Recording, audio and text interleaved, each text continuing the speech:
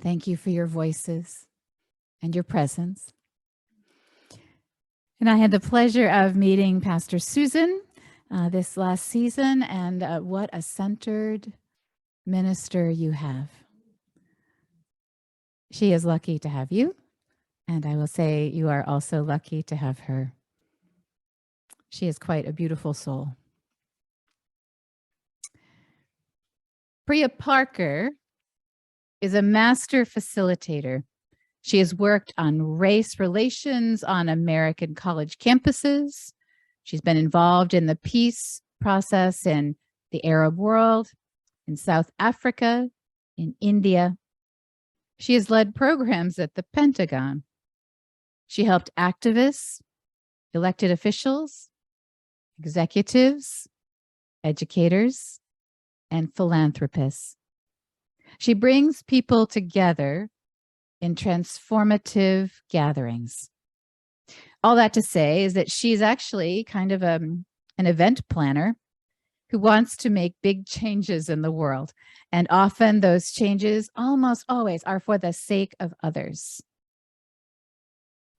In the introduction to her book, The Art of Gathering, Priya Parker reminds her readers of the significance of gathering. She wrote, if countries descend into authoritarianism, the right to assemble is one of the first things to be eliminated. When we gather, we exchange ideas, we inspire and make sense of our world. But think about all of the societies where the right to gather has been suppressed. And it is a very bad sign. I went on the Amnesty International site and there was just too many to mention here. The importance of gathering, the purpose of our gatherings, and how we do it is an issue of freedom and our mental well-being. Our ability to gather freely was paused not by an authoritarian government, although we were starting to get worried about that, but by a pandemic. This message, actually, I just want to remind you, is about all of our life, not just about church. So if you think I'm talking about your church, I am not. You may be thinking, this applies to our church. That's on you. It is not my goal. But it could be your book group. It could be the birthday parties in your life. It could be a men's group. It could be your social justice gatherings. And maybe it is here. I don't know. And as we return to more social gatherings in groups, most people admit to being just a little uncomfortable. Maybe they're worried about, will everybody else wear masks? What's expected of me? And it goes on. Initially, the experience of being in person together with people is a little overwhelming. We saw each other on Zoom for years. And for ministers, it was quite delightful because your name was always at the bottom of the box. So it was like your name tag was right there in front of us. And at the beginning of 2022, I attended a conference with Unitarian Universalist clergy from across the country. It only happens every 2 or 3 years, this particular conference. Hundreds of religious leaders who are practiced, or so we would like to believe, in the ability to express ideas, facilitate conversations. Well, they admitted both joy at seeing each other and not being our usual completely engaging selves. We didn't know what to do with all that people energy. The more introverted colleagues, and Anne, this might ring true for you, I don't know, they were amused and they said, welcome to our world. As we intentionally come together, we have an opportunity to reconsider our gatherings and make our precious time together more meaningful. Whether that is a gathering of friends for an evening's dinner to catch up on the week, or when people come together to repair the injustices of the world, every gathering is potentially sacred and precious. After the most intense time of the pandemic, we can reset our expectations and gatherings for how we do it. And the question we should ask ourselves is this: why do we gather? Is our time together to build new relationships and draw the circle wider? Are we hoping to include new perspectives in our circle? Or are we seeking the comfort and the familiarity of what and who we have known? Do we gather to motivate and inspire? Is it because we want to feel that surge of energy of a crowd? Do we hope to make sense of the conundrums of life? All these reasons and more are worthy. None is better than the other.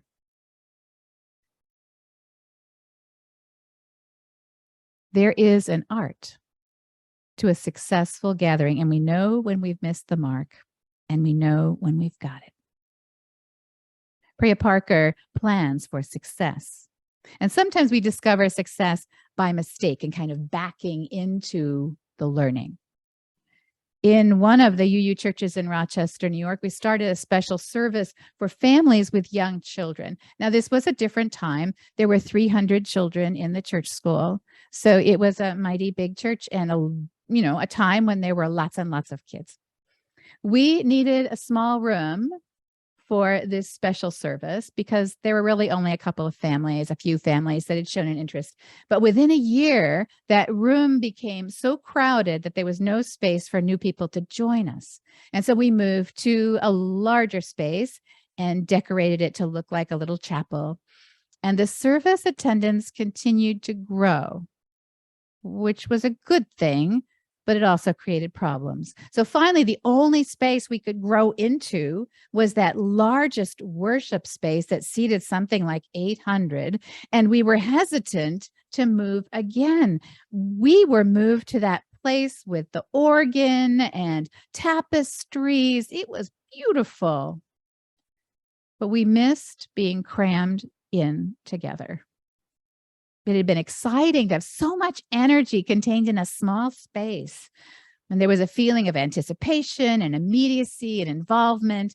And that feeling was contagious. So not just families with young children started coming, but we had people of all ages and grandparents who didn't have their grandkids. I mean, everybody wanted to come and be a part of this little room. We should have been happy with all of this new space. But the new sanctuary was cavernous, and we felt like we were guests in someone else's place. We only filled a small section of this room, and we knew we disturbed the chairs that were carefully lined up for that 11 a.m. service. People were always coming in and rearranging after us. And now we had a pianist, which was great. And I want to make sure that I look at Brian when I say this. It was great. But we were carried along by the pianist playing instead of relying on each other like we had been in this other little room. And the spark of belonging just wasn't the same. We should have been happy, but we weren't. Priya Parker would say that our purpose in that original intergenerational worship was clear in that small space. It was our space. At first, not having an accompanist was seen as a detriment. We didn't know what we were going to do. And just again, in every other worship I've experienced, having a person at the keyboard has been imperative. We felt like we were making do because none of the musicians were available. And the piano actually took up the space of, about 8 kids. So we didn't want the piano. And I found simpler songs and we relied on each other in a way, like kind of think about a campfire like that. And not using hymnals, well, it meant inadvertently, without meaning to, we were more inclusive of those who couldn't read yet because they were too little. So it had been a good thing.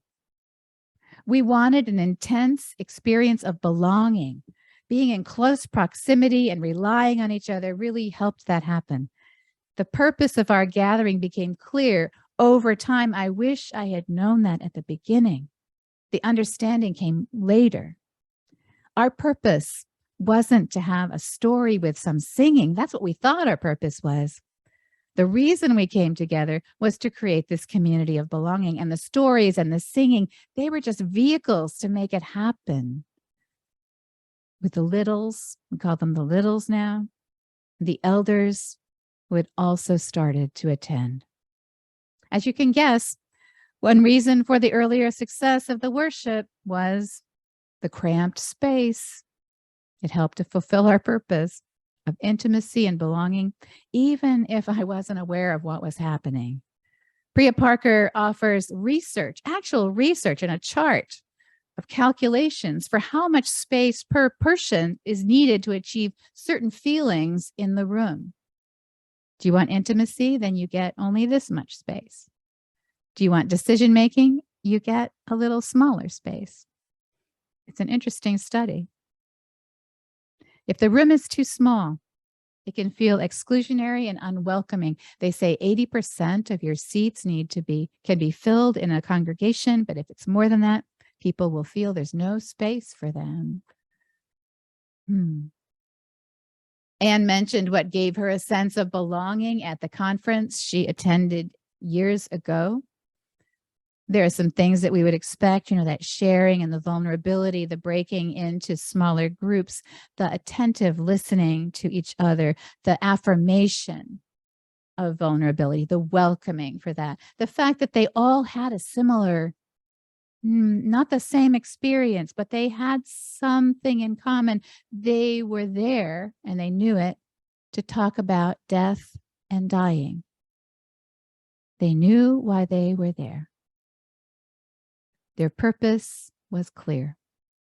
Ms. Parker would approve. And there's a reason why Anne remembers that experience. Priya Parker has a person who is her North Star of inspiration. Nora Abstayet is referred to as the extreme gatherer. And when organizers of international conferences want to create an experience of belonging and inclusivity, they hire her if they can get her. Part of her success comes from a lifetime of trying to align the Egyptian heritage of one parent and the German heritage of her other parent. How can two vastly different cultures find any kind of common ground? And from childhood, she struggled to bring together the cultural norms of both parents. I think they struggled as well. Her ideas will make many UUs uncomfortable because to create community, she intentionally practices what she calls generous exclusion. We think about always including generous exclusion. With some regularity, Nora Abstayet brings together 40 people in her home, and that may include a close network of friends, but she also makes a point of inviting many acquaintances who know no one among the guests. People will have something in common that may not be obvious, and there will be as much diversity as possible in the room. And with that diversity comes different expectations for socializing. So each party in her home is kind of an experiment for belonging. She is known for being able to shift the power in the room so that for a time together, everyone has equal status. And I think everyone can think of a time, I'm sure, when you have gone into a group in a social setting and you have been the outsider. So that's what she's talking about. The insiders have a higher status. Nasruddin in that story, he did not have status. It was everyone else, all the other important people who had status. So how do you equalize that? The goal is for there to be no in-group versus that new person who tries to fit in. Everyone experiences this moment with this gathering of people, and it is kind of a happening, a moment in time that will not come again. It is one event. Because Nora Abstayet wants to bring diverse people together in a meaningful way. She creates rules for success to fulfill the purpose. There are rules you have to follow.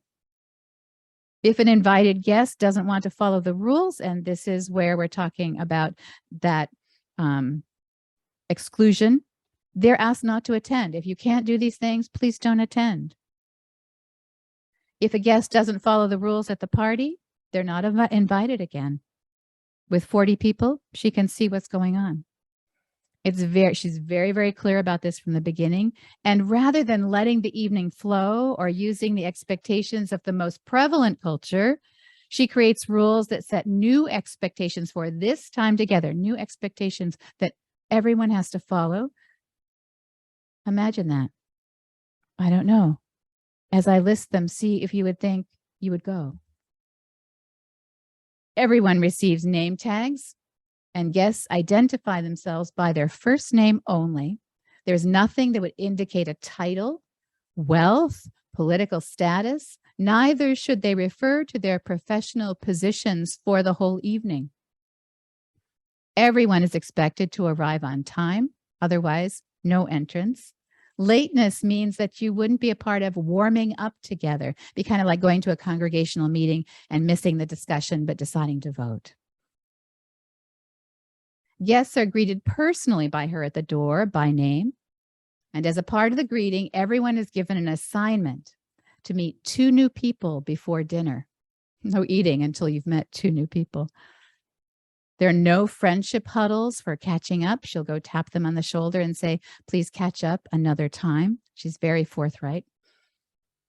She mentions Thomas Jefferson arranged his banquets, and this was called where the word pell-mell came in.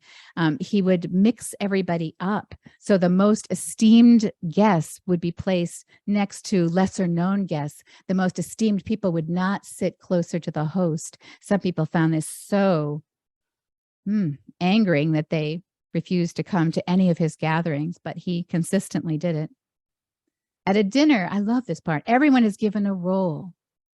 Someone is the water minister, the wine minister, the napkin minister.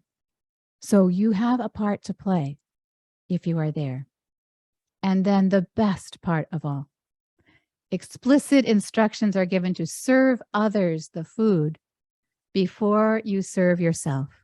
So food was served in large bowls. You must serve others and not serve yourself. And this one expectation, she said, changed the dynamic of the room and their interactions. And I'm thinking about how I talked about this at the UU Church of Davis and said, because there's one section in that church where you can see out the windows and see the fountain and see when the cat drinks out of the fountain and see everything. And those are the prime seats. And people love to sit in those seats.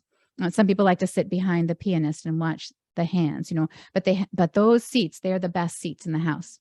What would it be like if when a guest comes to go and get them, and how people like to sit in the back row, but to say, oh, these are really the prime seats. Would you, honored guest, basically come and enjoy watching what happens behind the minister while she's preaching?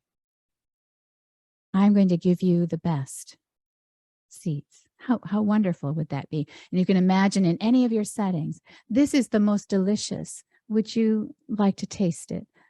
Not keeping it for oneself or one's friends, but the newcomer, the new person. How beautiful that is. And then there's a question that everyone can answer in the circle. What is the most interesting conversation you've had this year, or one experience that redirected your plans? And each person, no matter who they are, they have 1 minute to answer. That's it. 1 minute. And then the host says, thank you so much. Time for the next person. Because how much we share is an issue of who is on the inside and who is on the outside. Who has the power and who doesn't. So she's equalizing so many things. I think I would go to a party like that. I'd like to think I would. So my question for you comes after a brief observation that Unitarian Universalists believe in the worth and dignity of every person. And so under this principle of our faith is this belief that there is a sacred spark in each person. So what we're looking for is how can we make space in our gatherings for each person's spark to shine equally? How can we equalize our gatherings? Are there ways that we can see our gatherings could take something from Nora Abstayet's rules? How can we create gatherings that remind us to shift our attention away from our own discomfort or need and to be the best version of ourselves? Eat this most delicious thing. Take this prime seat. Cut in front of me when I'm driving, please. How can we lift others up with curiosity and with grace? May your gatherings live that first principle and bring the spark of the divine so that everyone can see it in each person. Amen.